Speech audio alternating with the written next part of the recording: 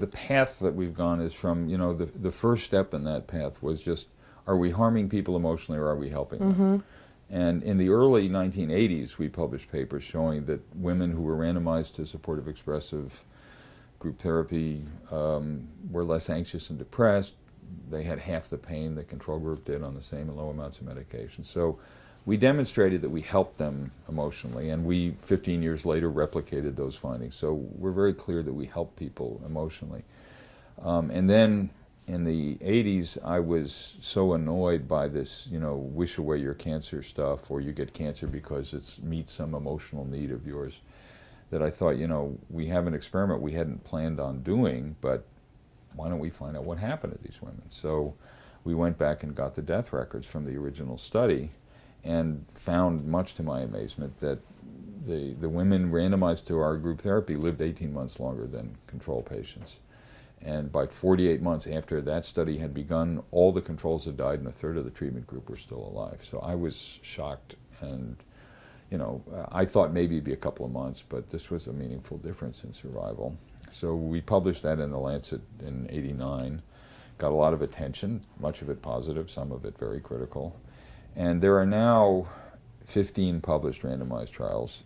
8 of them show a survival advantage, 7 show no difference, and none of them show that psychotherapy kills patients. So, I'm glad to say that, it's still an open question, but I think particularly with the study of family support and survival, I think it's really, I don't think it's such a controversial issue anymore, and why shouldn't, we're social creatures, why shouldn't social support have an effect on survival? And it's not that, there are many mechanisms now, so what I next went on to do was study mechanisms. And if you think about it, there are 2 parts of the equation. There's the tumor and what it does in your body, and then there's how your body reacts to the tumor.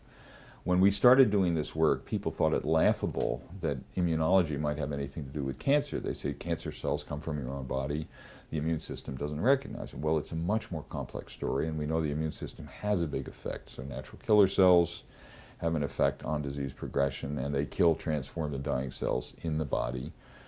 We know that tumors mobilize what are called myeloid-derived suppressor cells that inhibit our own T cells from attacking the tumor. We know that norepinephrine triggers vascular endothelial growth factor that allows metastases to develop a blood supply.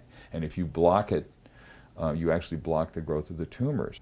So there are a lot of ways in which we're discovering this. What we found was we were looking at cortisol levels, and we found that normally your cortisol levels are 4 times as high in the morning as they are in the evening. Our breast cancer patients tended to have much flatter patterns of diurnal cortisol. We could predict survival based on this abnormal cortisol pattern.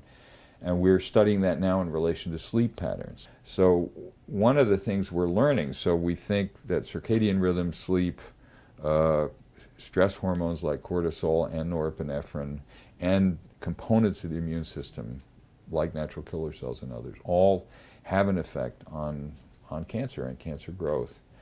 And I'm thinking that not only the emotional support is important, but I'm telling my cancer patients that you've got to be in training to live the rest of your life. Do what your grandmother told you to, eat well, sleep well, and get plenty of exercise. And all of those things. There's now studies that show that more exercise predicts longer survival with cancer too.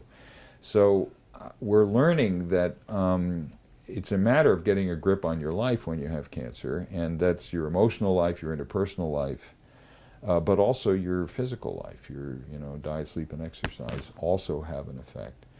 And so we're trying to learn more about that. We're studying specific abnormalities in hormone patterns and sleep in relation to immune function as well, pro-inflammatory cytokines, which can trigger tumor growth but also can make you depressed.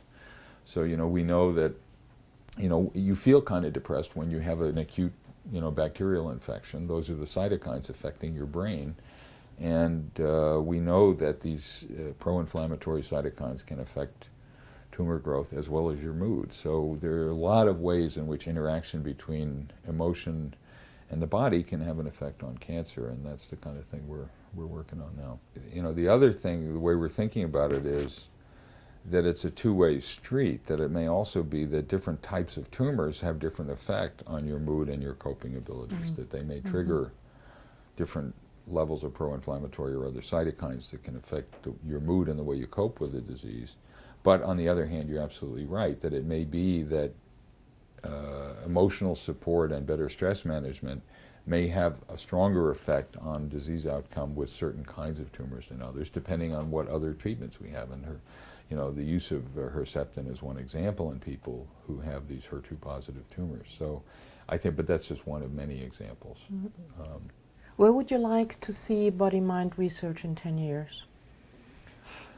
It's an interesting question. Well, I would like to see us better able to integrate these different systems, the immune and endocrine and circadian systems, so that we, perhaps have a way of coming up with not just, a connection between one of these and something else, but a pattern of response. And, we're getting very good at information processing and coming up with models that can link these various elements of mind-body connections. So I'd like to see us, perhaps have a more reliable and complex ability to predict mind effects on the body and to manage them. Okay, thank you. You're welcome, sure.